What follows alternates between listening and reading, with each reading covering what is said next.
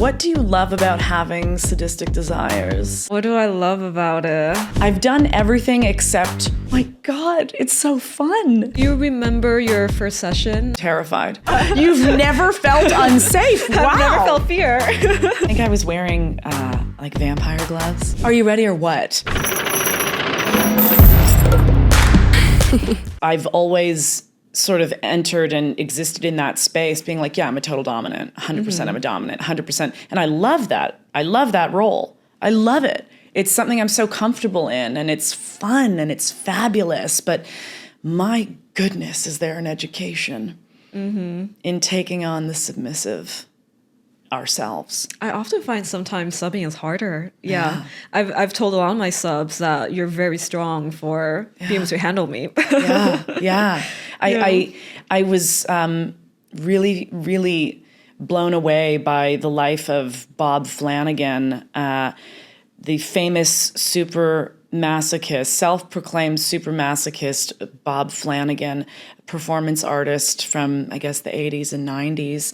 You know, I think you were at one of the events when I read one of his poems. I cried when you were reading it. That poem always moves me to tears. I read it often, and if people don't know it, it's a wonderful document of a human being taking inventory of exactly every moment of acceptance of who they are and how they found their way to being who they are. So Bob Flanagan being this super masochist who so much of his art was about endurance and putting his body through these enormous, painful performances. You know, this is someone who was born with cystic fibrosis, someone who was given and dealt a very ugly card by whomever's up there, whatever universal omniscient being makes those decisions.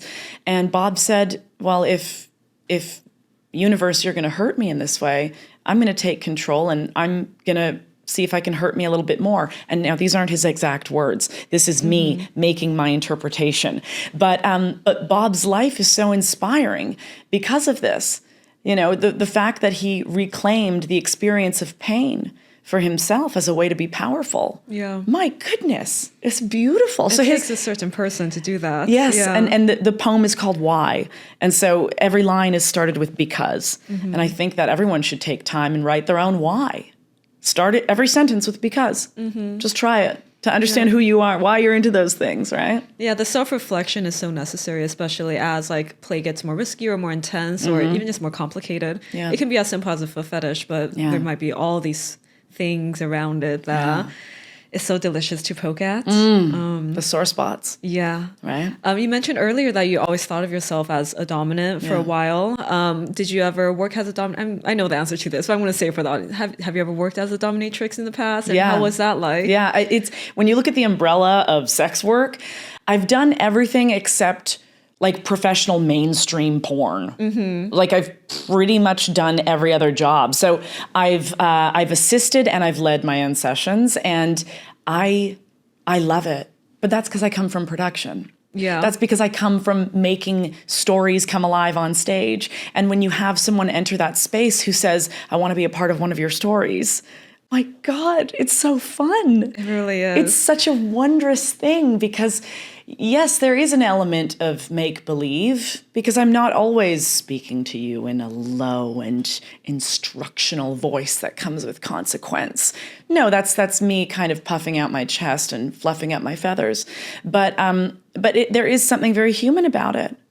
And that's what I'm obsessed with. I'm always obsessed with the aftermath of a session, of a scene. That's a glimpse of humanity that so much of the world never sees. I always say this too. Sessions oftentimes feel like theater with the lighting and all the equipment. And it is a little bit like Looney Tunes sex. You know, you have to like whack someone and worth them to respond. But, you know, the difference between, I think, like a BDSM session and, you know, escorting is sort of you have 3 hours and there's a storytelling cadence, right? There's a rise to action. There's some kind of emotional climax and then the come down aftercare.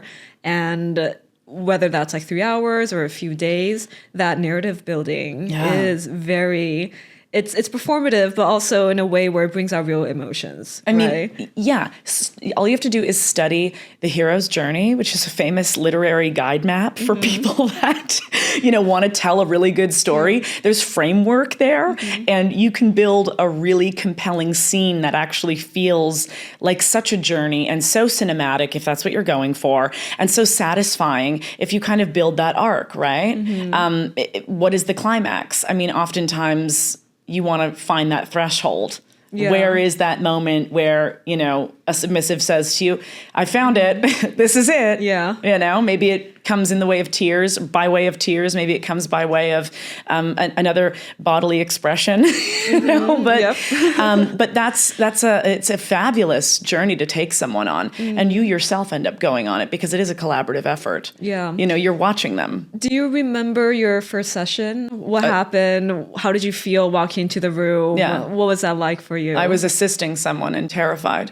Yeah. I was absolutely terrified. I didn't know how involved I could be. I didn't know how vocal I could be because I was watching another absolute master at work. But I was invited in. I was invited to be my own standalone cause of pain. And there is that moment. I think I was wearing like vampire gloves. Oh, fun. And classic. So fun, classic. Yeah. And our sub was locked into a throne. And I remember the first time placing those pinpoints into their flesh and thinking, how hard can I go? And I thought, if the chest is giving me this reaction, what are the ribs going to do? What is the low stomach going to do? What's the inner thigh going to do? And it became an exciting exploration, right? It was something that I wanted to, what happens if I press my body weight through the glove as opposed to just what my hand can do, right? There's that level of exploration. And very quickly it became a surge of just dopamine. It became that huge rush of, ooh, I like this a lot. I like the sounds it derives from this individual, but I also like the feeling I'm getting. This feels good. This is fun. Yeah. Yeah. And was this at a dungeon or Dungeon. were you independent? No, it was a lovely. wonderful dungeon space, but a completely locked off private experience. It wasn't, a communal one. It was just myself, the other pro dom, and the submissive, and it just felt great. Yeah, there's something so special too about like when I moved from lifestyle domination to dungeon sessions or independent sessions, there is something really special about this is a total stranger and they're trusting you and they're walking in. There is none of that like dating, chit chat, whatever. They're walking in and you're meeting each other at this exact moment in this liminal space, and there's something beautiful that's going to happen. And there's that nervousness too that I actually find so annoying, even though I know it's so necessary. I love the nervousness. I know. I just so annoying, but sometimes it's like, are you ready or what? And obviously I would never push someone if they're not ready, but it is a funny thing to observe. Some people really, the nervousness, it's a prolonged stage. That nervousness of let's just chat and talk and crack jokes. Let's just crack jokes. Let's crack jokes. Oh, I can crack jokes all day long, but I'd also like to start session. I like kind of tripping them up in their nervousness sometimes, or like worsening it and seeing how they react and messing kind of psychologically with that. Yeah. There's so many ways to play with all these like different emotions, and I think that's also like why there's so many styles of DOMs out there. Yeah. No, there's I love the psychological stuff. One of my favorite moves is still to this day finding out how much experience someone has being a sub, and maybe they've seen other professionals, and maybe they've got years and years and years of experience with it. But they haven't experienced you. No, exactly. And one of my favorite moves to this day is, especially if you have them blindfolded, to just make it known that I have to work so much harder now. It's unfortunate that you revealed you have such experience in this realm. Oh, this means I have to go get the big toys. This means I have to go dig deep into the cabinetry. This means I need to find the heavy ammunition. You know what I mean? Yeah, like hope you're ready. You shouldn't have told me you have so much experience. Now I have to go dig really deep. Like it's just such a fun trip up. I and love it. the tension too, building it up. It's so lovely. Yes. now you've made me angry that I have to work so much harder, right? Like there's something so fun about that. So good. You also did work at Red Umbrella Talk. Yes. You did a lot of activism. Yeah. What kind of activist work did you do with Red Umbrella? Talk us through some of that. So when I returned to New York and finally, when I quit Naked News, I had just quit Naked News, and I was thinking, what's the next step? What am I going to do? I've now cut myself from this cord of staying within a certain confine, staying within a certain style of conversation. Now the world is mine. I can do whatever I want. I wanted to host the conversations that were missing. So Red Umbrella Talk was a YouTube series that I built, filmed at the Museum of Sex here in New York City, and it's a 5-episode series about sex work. My goal here was to take questions from the general public, not my questions, not mine. I want the anonymous mud of the general public to submit to me all of their misunderstandings, all of their questions and curiosities about sex work. And I broke it down into episodes that were a little bit more siloed around the jobs within the red umbrella that is sex work. So, we had an episode dedicated to stripping, we had an episode dedicated to porn, we had an episode dedicated to the world of pro-domination, full service escorting, and then we had a legal episode where we talked with 2 lawyers that work in the First Amendment rights space. And it was an exhausting experience, which anyone in production, especially independent production, will tell you. It was nice that it brought in so much of my schooling that I had forgotten about, but I was able to, lean on so much of what I learned from my film program to putting that production together. So myself and my collaborator for this project, Ellen Stagg, who's a photographer in New York City. Oh, she's fantastic. Yes, we love Ellen. We entered into this mission and we said, let's have really honest conversations with individuals that are willing to talk to us, and that's something that I will never let go unsung. I wish I could have paid everyone a lot more. We had funding from some, wonderful organizations and funding from individuals, but the bravery that it takes to sit in front of cameras and talk so candidly about your life, these guests did it, and I'm blown away by it because we had some very deep talks where they handled some very intense questions. I mean, the general public submitted some of those really typical questions about, like, how do you feel proud about the work that you do? How do you file your taxes? How do you navigate being a parent in this space? We had some really tough topics, and we brought all of them to these guests, and it's a miraculous series. To this day, I would still love to revisit it and do season 2. But that's a big part of it for me, is I want to see as much as I humanly can. I would love to see a humanity understood and embraced in the perception of sex work. That is a tall order, unfortunately, in our world. But I think hosting intentional conversations is a great way of sort of making it happen. Even if it's a smaller wheel that's turning, just get it turning. There's a huge saturated market right now of podcasts, especially a lot of them talking about sex, and even more of them talking about sex work. And we love the exciting, buzzworthy edits you can make of a sex worker talking about the most depraved experience of their career. And sure, you'll get your clicks, you'll get your views, you'll get your likes. A lot of people will reshare that content. But ultimately, what are you doing with the stigma that exists? Are you helping it or are you harming it? Yeah. Are you keeping it more robust because you're reminding people that this industry is made up of embarrassing moments or unnatural moments or intense moments? Like, what are you using that information for?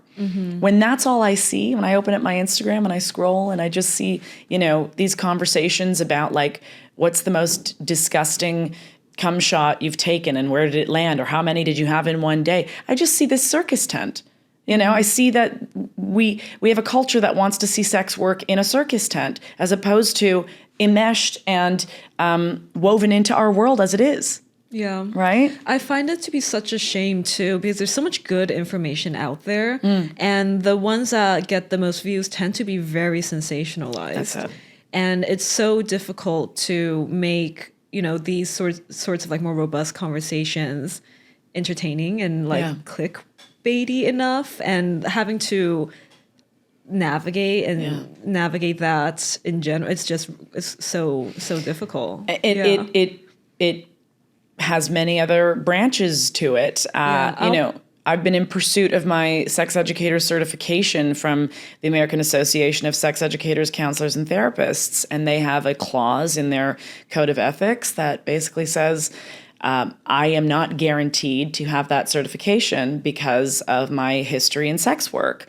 And that's a difficult thing to accept. Really? That's a really difficult detail for me to accept in our world today. Yeah. Unfortunately, I entered sex work in my real name, Laura Desiree. That's my first and middle name. And I can't erase what exists online. That's out there. I can't spend the money, no matter how much it would cost. There's not a number that exists. That content is going to be out there. And the fact that I'm potentially, because some folks have done it, but potentially unable to have this certification.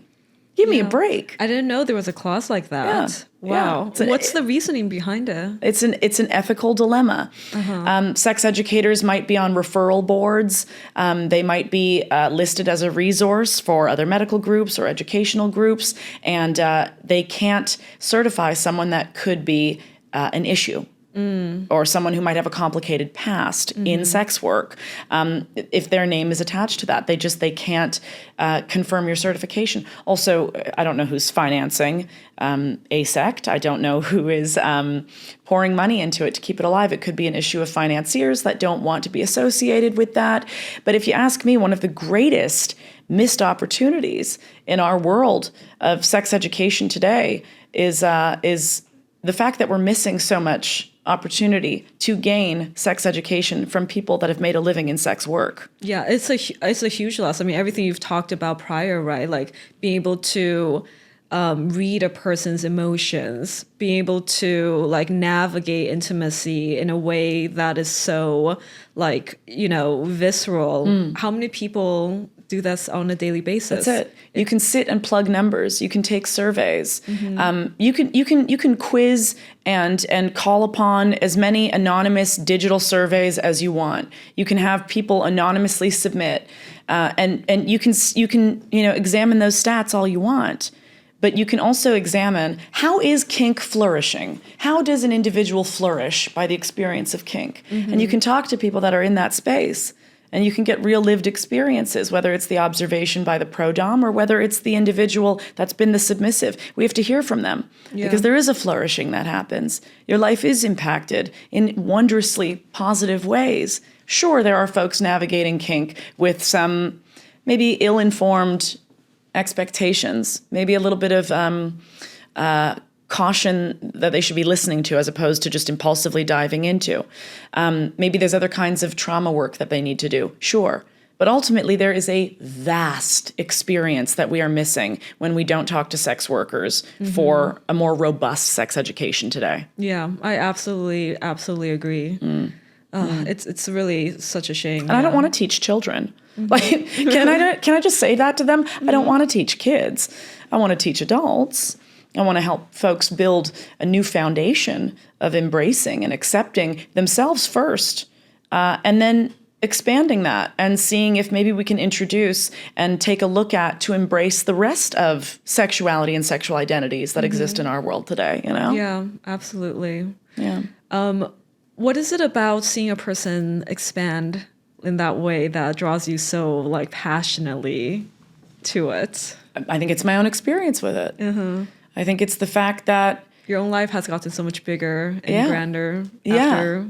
I didn't permit myself real tears until I had a real orgasm. And it was ugly. It was ugly. It was really ugly. It was not a human sound that left me. I was embarrassed. I remember being very embarrassed in someone's bedroom while I was laying on my back, staring up at the ceiling, making the sound of a gorilla crying out into the mist. But opened up these tears. It opened up this relief that had been so caged in my diaphragm, that had been so restrictive in my body for so long. And I suddenly had a vocabulary for my emotions. It's like this, for lack of a better term, and to be completely basic as hell, the floodgates opened. Yeah. And we can seize that in our lives if you start permitting yourself honesty and authenticity and sexuality. But you can't do that until you're ready to embrace yourself.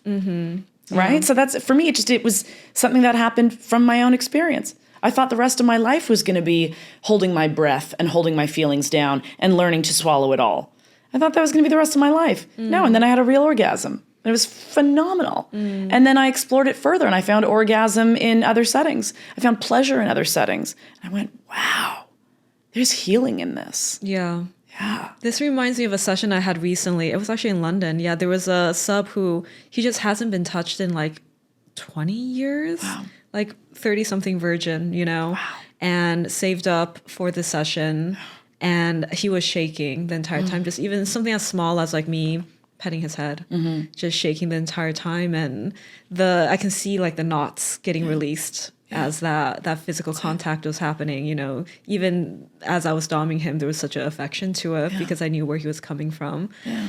And an orgasm, the pleasure it's so liberating when done well, right? And it's a skill set that sex workers hone every single day. I famously remember having someone cry while strapped to a table. Love a good cry. While blindfolded. Yeah. And I remember sort of releasing them from that moment because I couldn't get words as to whether or not they were okay. So it was a moment for pause. And I remember holding this person against me in an attempt to start the aftercare. And I remember them saying, "I wish you hadn't stopped." And I said, well, once we calmed down and found language again, I said, what happened to you there? Tell me. And I remember him saying, I realized I've been kept safe my entire life. I've been kept safe my whole life. For a moment today, I felt afraid. I felt fear. And when you stopped and you held me, it just made me cry more because I realized I was trusting another human being. And I realized I could be cared for. I said, it sounds like you're coming to terms with male privilege. You've never felt unsafe. Wow. I've never felt fear. Wow. Like, look at that learning. Yeah. You know what I mean? Look at that learning. How else are you going to learn that lesson? You can do it safely. It's a phenomenal thing. Yeah. I can also imagine your reaction in that moment, too, of like, oh, he's never felt... Yeah, I know. Part of me is kind of like, welcome. I mean, there's a lot more of unsafe. There's a lot more fear I can bring. Right. But it is seeing someone confront themselves in that way. That's the power of it. How else are you going to learn that lesson? Why not do it safely? I don't wish anyone to experience that in an unsafe way because those of us that have know what it's like to live with that. Yeah. That's hard. I also think as a dom with like a lot of sadistic desires, right? And this is the only safe place I can express a lot of this. Yeah. Not anywhere else. And going through years of realizing like this is the only space for this part of my personality. This is a box for it that I can fully express that level of intensity was really, really freeing. Like it's a way for me to feel safe too, to be the fullest expression of myself. What do you love about having sadistic desires? What do I love about it? Like some people would discover that within themselves and say, am I sick?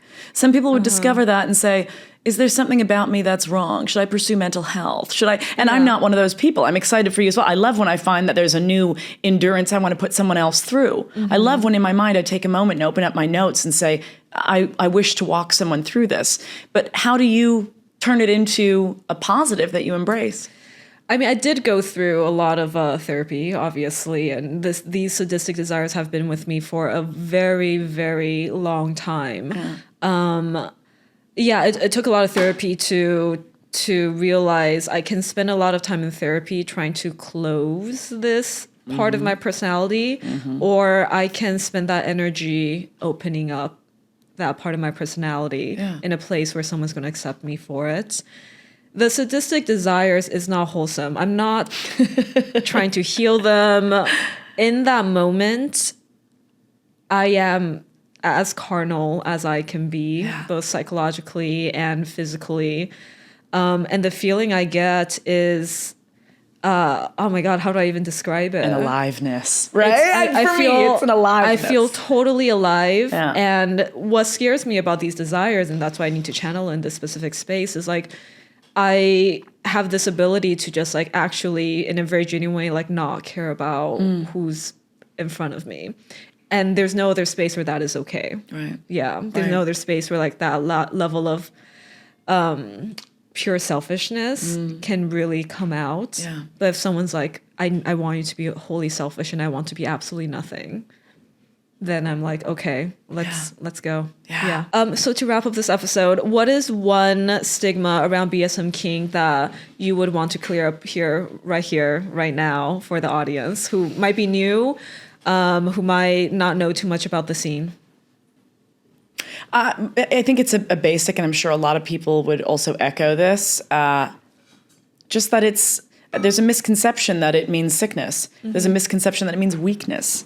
There's an enormous strength that comes in being someone who's entering the kink space, someone who finds an affinity within it, a comfort within it, and wishes to not just pass by as a tourist, but perhaps explore it.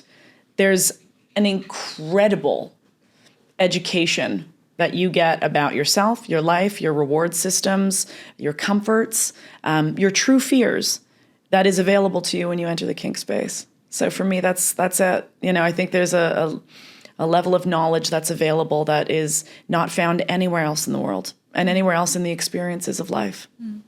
Thank you so much for coming on, Laura Desiree. I'll see you around. I'll see you. Thank you. Thanks for watching this episode of Uncensored with MX Tomie. Don't forget to like and subscribe if you're a very good sub. And don't forget to follow me on TikTok, Instagram, Facebook, and Patreon, and all the other apps that I'm on. I'll see you on the next one.